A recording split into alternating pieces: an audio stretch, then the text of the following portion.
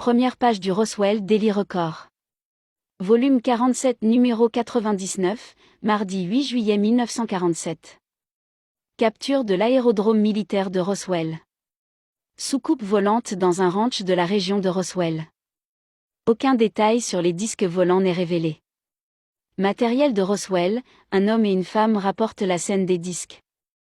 Le bureau des renseignements du 509e groupe de bombardement de l'aérodrome militaire de Roswell a annoncé aujourd'hui à midi que le terrain est entré en possession d'une soucoupe volante. Selon les informations publiées par le département, sous l'autorité du major J.A. Marcel, officier de renseignement, le disque a été récupéré sur un ranch dans la région de Roswell. Dans les environs, un éleveur non identifié a informé le shérif George Wilcox qu'il avait trouvé l'instrument dans ses locaux. Le major Marcel et une équipe de son département se sont rendus au ranch et ont récupéré le disque. Il a été déclaré après que l'officier de renseignement ici présent ait inspecté l'instrument. La soucoupe a été envoyée par avion au quartier général supérieur. Le bureau de renseignement a déclaré qu'aucun détail sur la construction de la soucoupe ou son apparence n'avait été révélé. Monsieur et Madame Dan Wilmot. Apparemment, nous sommes les seules personnes à Roswell à avoir vu ce qu'ils pensaient être un disque volant. Ils étaient assis sur leur Porsche au 105 South Pennsylvania. Mercredi soir dernier, vers 10 heures, un grand objet rougeoyant a surgi du ciel en provenance du sud-est, en direction du nord-ouest, à une vitesse élevée. Wilmot a attiré l'attention de Madame Wilmot sur cet objet et tous les deux ont couru dans la cour pour le regarder. Il était en vue moins d'une minute, peut-être 40 ou 50 secondes, selon Wilmot.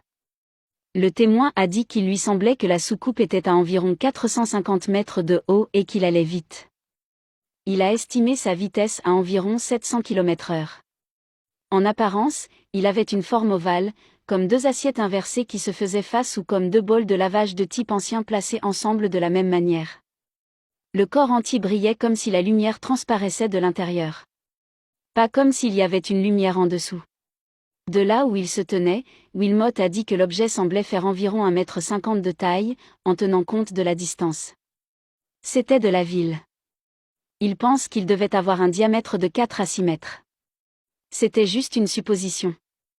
Matt a dit qu'il n'avait entendu aucun son mais que Madame Wilmot a dit qu'elle avait entendu un bruit de frottement pendant un très court moment. L'objet est apparu par le sud-est et a disparu au-dessus de la cime des arbres. Dans les environs de 6 Mile Hill. Wilmot, qui est l'un des citoyens les plus respectés et les plus fiables de la ville, a gardé l'histoire pour lui en espérant que quelqu'un d'autre viendrait raconter qu'il en a vu un. Mais, aujourd'hui seulement, il a décidé d'aller de l'avant et de raconter son histoire. L'annonce que l'aérodrome militaire de Roswell était en possession de l'un d'entre eux a été faite quelques minutes seulement après qu'il ait décidé de divulguer les détails de ce qu'il avait vu. Roswell est un peu incertain au sujet de ces disques volants. Il semblerait, d'après les entretiens d'aujourd'hui avec un certain nombre de citoyens locaux, qu'ils aient à peu près autant d'idées à leur sujet. Les réactions vont de la moquerie à l'égard de l'idée entière à des pensées sérieuses, comme quoi ils représentent des expériences du gouvernement. Aucune des personnes interrogées ne pensait qu'elles provenaient de sources extérieures aux États-Unis. Les pensées représentatives étaient à peu près les suivantes. Docteur Adécraille. Une obsession. Je pense que c'est une curiosité fixe. L'état des yeux est tel que certaines personnes pensent les voir lorsqu'elles regardent le ciel, mais d'autres, qui n'ont pas la même déficience, ne les voient pas. C'est juste une obsession. Cela n'existe pas du tout. Monsieur Gainsbourg. Je suis satisfait. Ce n'est pas une illusion, je sens qu'il y a un fondement à cela. Il n'est pas raisonnable de le supposer, ce seraient des disques ennemis. Mon opinion franche, c'est que c'est une expérience, et dès qu'ils en trouveront une, ce qui ne saurait tarder, les disques seront démasqués comme des expériences par un individu ou par notre propre gouvernement.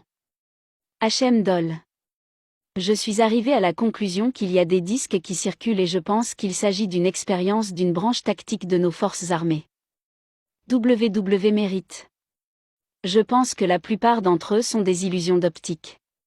Si c'est quelque chose des armées, mais je ne pense pas que ce soit le cas.